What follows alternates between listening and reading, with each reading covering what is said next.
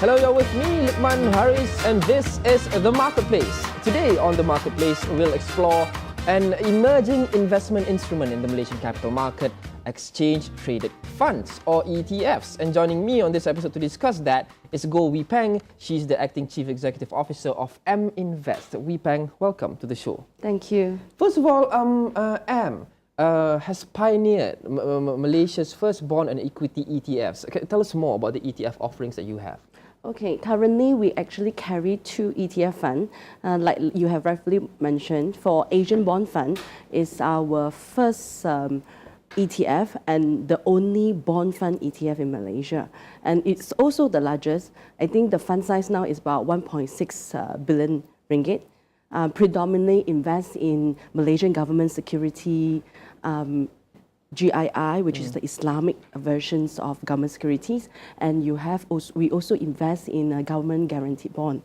And the equity ETF that we offer is actually FTSE KLCR Equity Index, which is also fairly attractive to the market as well. And the 1.6 billion fund size you mentioned earlier, any plans to grow that number, and what are you doing to achieve that? Of course we are. We are actually showing to also foreign investor.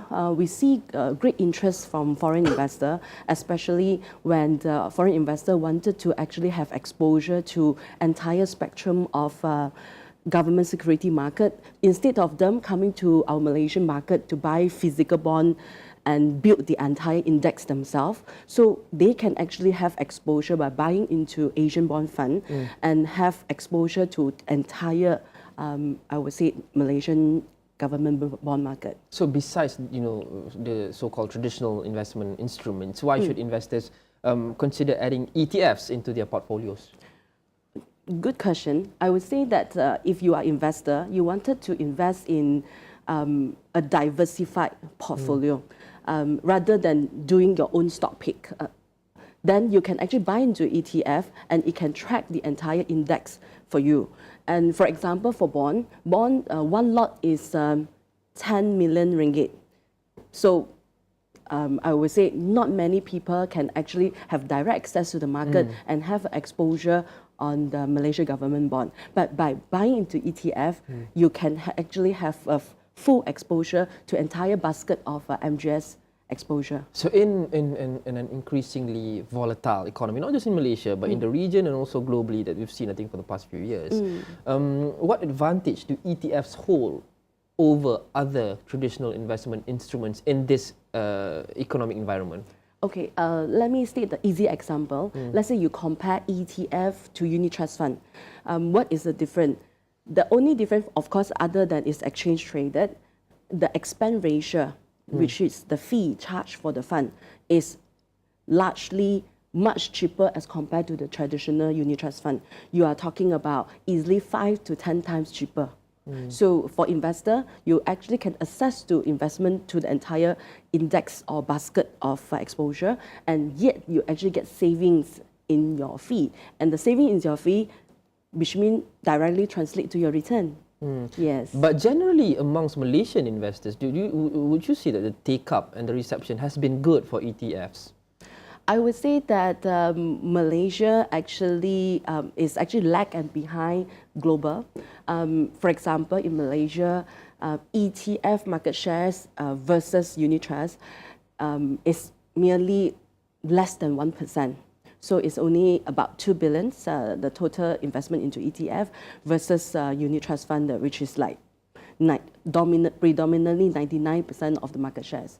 But if you compare to global market, I think in global you have more than 5,000 ETF and it's a market of above 4 trillion US dollar. So I would think that this is a fast-growing market segment, especially for investor that wanted to have easy access and also cheaper investment in the sense that you pay less fee. Right, but unfortunately the share, ETF's share is quite low, as you've mentioned just now. I think I somewhat agree, because I think unit trust funds is the Malaysian thing. Malaysians like to invest in unit trust funds, but the share of ETFs is very, very low. What do you think this is down to? Is it awareness that this is an effective investment tool?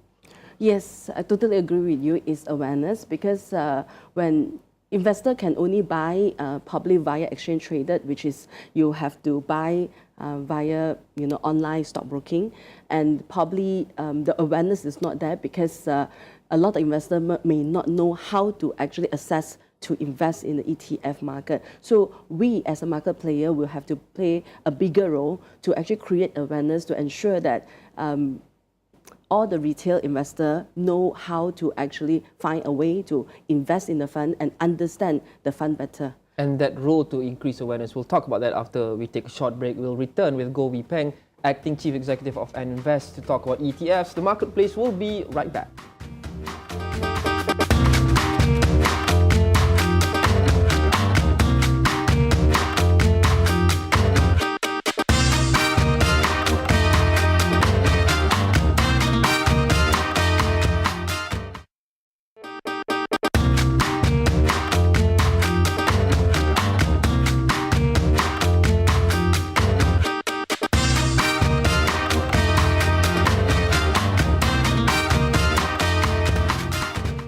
Welcome back to The Marketplace with me, Luqman Haris. Today on this episode of The Marketplace, we are talking about exchange-traded funds or ETFs, and joining me to discuss that further is Goh Wee Peng, Acting Chief Executive Officer of AmInvest. Now, Wee Peng, we talked about a lot of things before the break, and you left off mentioning about the lack of awareness probably amongst Malaysian investors on ETFs because the take-up has been quite low, especially compared to traditional instruments and also unit trust funds.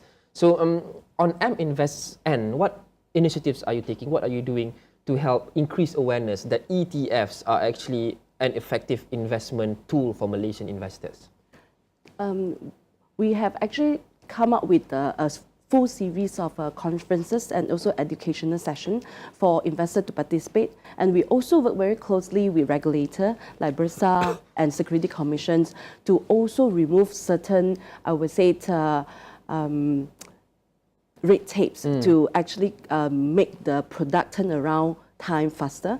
I think this year, Bursa have come out with, and SC have come out with a few, I would say, renew regulation and processes. For example, previously for ETF provider, you will need to go to a principal advisor before you can upsize your fund. But now we can actually do without it. That actually promote the turnaround time of the fund. And also, I think in the recent budget announcement, government also announced that for ETF fund, stamp duty will be waived. So that also will actually contribute to the return for the fund as well. So I think that for us, AmInvest, we are working very closely with the regulator to ensure that we wanted to make the process quicker, faster, and we are constantly having series of, I would say, conferences, education sessions to promote awareness. How confident are you that this will translate to higher take-up of ETFs amongst Malaysian investors?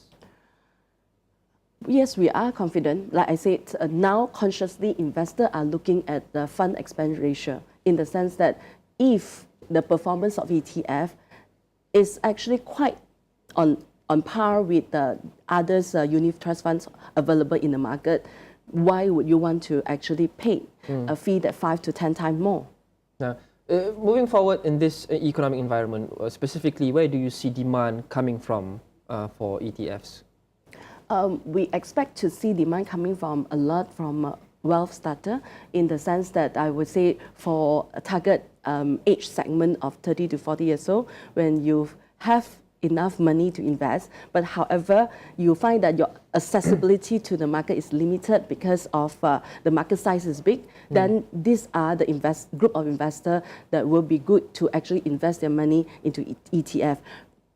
In the sense that maybe you are less sophisticated, you cannot make an involved decision by doing individual stock picking, then by buying into a basket of a fund with basket of bonds or equity in your investment, you actually get to diversify. So that are the target market segment that we are looking at for the next few years. The local stock market has been quite pressured, especially since the second half of this year. Has this affected the performance of ETFs? I would say that that will actually affect performance for across unit trust fund, because ETF and equity unit trust fund, the performance are actually quite in line. So going forward, ETF industry's market outlook? What do you expect and what can we expect? I would say that we see a growth in ETF, I would say investment.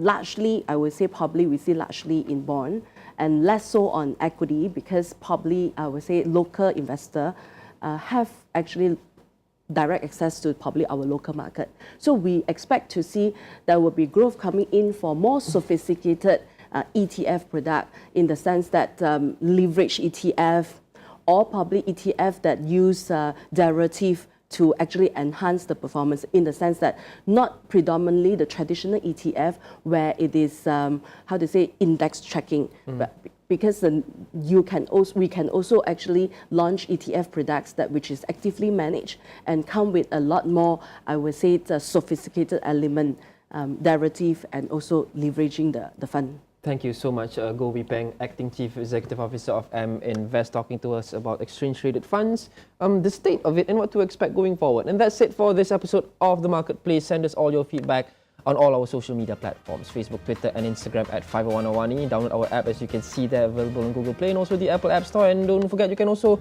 listen to this interview on your podcast. Simply search for Astro Awani or The Marketplace wherever you get your podcasts. I'm Harris. Thanks for watching. Have a nice day.